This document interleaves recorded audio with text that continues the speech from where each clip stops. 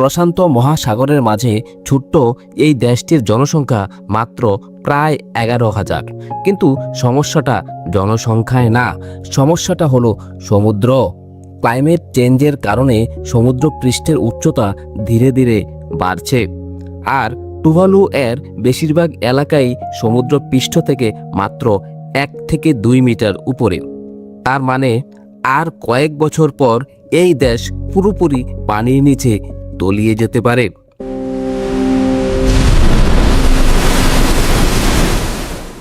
ভাবুন তো, একটা দেশের মানুষগুলোর অন্য দেশে মাইগ্রেট করতে হবে, কারণ তাদের দেশটাই আর থাকবে না। এখনই অনেক মানুষ নিউজিল্যান্ডে চলে যাচ্ছে। সরকার ডিজিটালভাবে দেশটাকে বাঁচিয়ে রাখার পরিকল্পনা করছে। কিন্তু প্রশ্ন হলো, একটা দেশ কি শুধুই স্মৃতিতে বেঁচে থাকতে পারে?